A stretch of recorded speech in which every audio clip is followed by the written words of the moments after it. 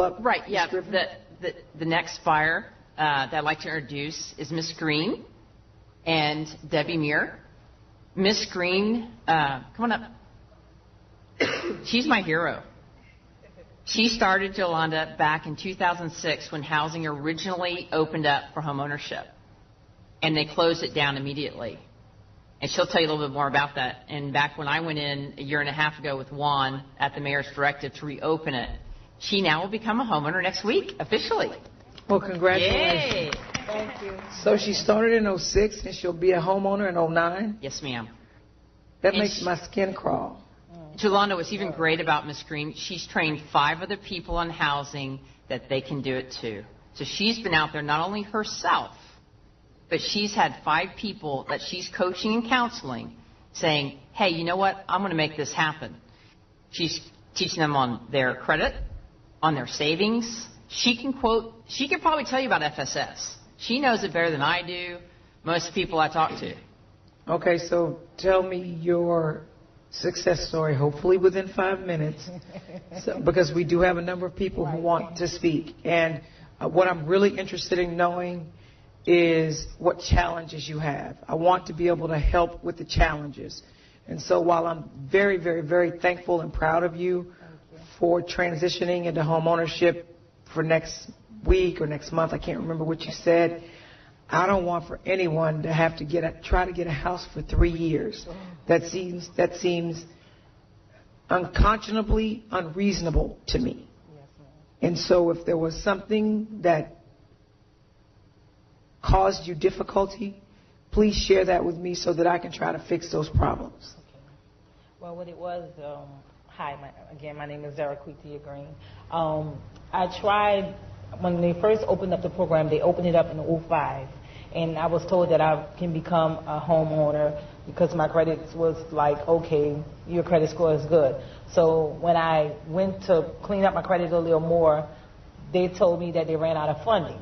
Then when I did some more research, they did not run out of funding. They just put the program on hold because they didn't have anyone to take over the position because the coordinator that was there at that time, she had left housing.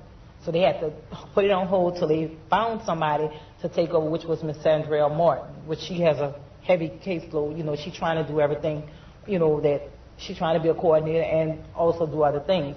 But what it was is when the program, I got all the way up till like 07 and I was pregnant.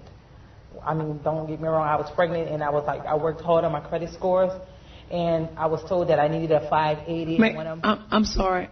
I need for you to speak into the mic because we can't hear you. So just sort of put it towards, see how that works? It makes it so much easier. Can you hear me now? All right. Yes, ma'am. I'm sorry. Well, what it was is I started off in 05.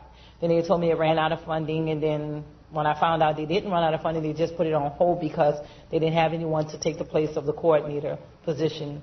So when they reopened it up, I was like, okay, I'm good. They told me I had to have a 580 mid score, and at least one of them had to be a 620. So when I did that, in 06, I got all the way up. I cleaned up my credit real good, and I got up to 07. They told me that the program had closed, had shut down. And I was like discouraged because I had came so far. You know, I mean, I worked on my credit so hard trying to get to that point. And then when the program reopened, they put all kind of guidelines telling you have to do this, you have to do that. You know, first they told me a 580. Then they gave me a lender countrywide. Told me I had to have a 620 as a mid score. So that was also a hinder. Then with the emails going back and forth, you know, to Housing Authority asking them, well, what can I do? I've been researching the website.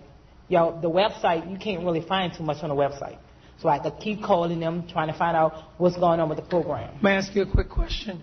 Yes, ma'am. You said with the website, it didn't. The City of Houston Housing Authority website. So the city, the City of Houston's Housing Authority website. When you say you couldn't find much on the website, like what kind of stuff would you have? Like the homeownership voucher, anything about it. It just was just giving you limited details. It wasn't telling you, because they told you being a disabled borrower, you have to have so much. Being a worker, you have to have so much or whatever. So it's like You'd like for our website to give you more information. Right, that, Okay. and also... Does the outline- website give like the criteria that you have to meet? Not as many criteria, see. It don't even state on there where you have to be on it for at least a year. You see, and I also agree with Ms. Allison that I don't think that people should be on it because I have like 5 people, 5 friends and family that's on Section 8 that has income guideline criteria, that meets the criteria for the income guideline and their credit scores. And they just,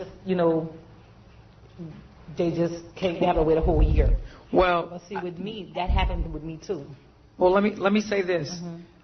The Housing Authority receives its money from the federal government. Okay. So the federal government has criteria.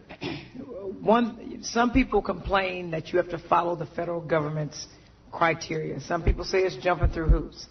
But the federal government is sort of like your parent. When you live in your parents' house and you follow your parents' rules, if your parents say be home by 8 o'clock, then guess what? You better be home by 8 o'clock. And believe it or not, a lot of their rules are intended to make sure that they're not throwing away money. Because there are some people that are responsible, and there are some people that are not responsible. And they don't want to give money to people who are going to mess off the money, as opposed to people who really appreciate the money, and you know that they're going to stay in a house.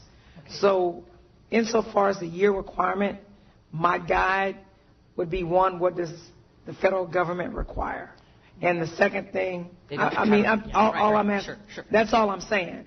So I'm not here to, first of all, I don't get to decide whether I want to follow HUD guidelines or not. I just follow them. I know that the reason that you guys don't know this, the reason that this housing committee particular topic came up is because we have been getting a lot of people coming up at public session talking about the housing authority, and everyone basically has the same story. Either difficulty in transitioning, or difficulty in maintaining their rental vouchers, or crime at the properties. Those are the 3 big issues, regardless of what housing authority property you're at. And so I decided that it was really important that we tackle that issue, because the housing authority is a major source for us helping people with affordable housing. So I just want to say that. Let me ask you a quick question, because we've run out of time with you. You said the program closed. The program reopened when? In 2008. In 2008. So from 2008, you had all of everything you were supposed to have. So it took from 2008 to 2009 for you to get into a house? I received my voucher in December of 2008. And so if you received your voucher in December of 2008, when did it reopen? Do you know? I know it was in the beginning of 2008, because for the fact is, at the end of 2007, when they told me it closed, it was like closed for like maybe 4 or 5 months, and then they reopened it, and I was like, wow, good. But then I didn't receive my voucher till December. So I had to make sure the FSS coordinator was ready for me. Right. So I understand that. I'm not. Again, we've got a lot of people in this meeting, can't go on forever. I'm just trying to. So by the beginning of 2008, you have your voucher in, or you have everything in to get it. They say that they're out of money, or this closed down. It's closed down for 4 or 5 months, so that's either April or May. They have everything they need from you, and it's not until December or so before you get your voucher, which is, what's that, 7 months, 6 months? And then from December of 2008 until, was it next month or next week that you're moving into a house? Next week. So what is it now? June? 6 months later. 6 months later. So really, it's almost over. Is that normal? For housing authority, yes. All right. I'll work on that. Thank you so much.